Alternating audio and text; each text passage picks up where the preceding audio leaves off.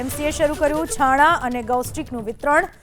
મંદિર, ધર્મશાળાઓ, યુનિવર્સિટીમાં અપાઈ ગૌસ્ટિક। છાણામાંથી બનતી સ્ટિકને અલગ અલગ સ્થળે પહોંચાડવામાં આવી।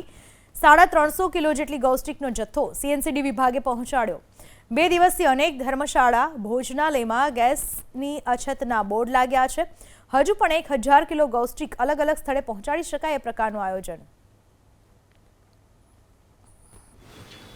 રખડતી ગાયો જે કરુણા મંદિરમાં રાખવામાં આવે છે એના છાણમાંથી ગૌસ્ટિક અને છાણા બનાવી વૈદિક હોળીમાં ઉપયોગ થયા બાદ હવે આ જ છાણાની સ્ટીક અને છાણાનો બળતણ તરીકે એટલે કે રાંધણ ગેસ તરીકે થાય એ આશ્રય સાથે અમદાવાદ શહેરમાં આવેલા જુદા જુદા ધાર્મિક સંસ્થાનો, મંદિરો, મોટી મોટી ઇન્સ્ટિટ્યુશનલ પ્રેમાઇસીસ કે જે હાલમાં દૈનિક ધોરણે આવા મોટા પ્રમાણમાં લોકોનું રસોડું તૈયાર કરે છે એવા લોકોને આની જરૂરિયાત ઊભી થયેલ છે।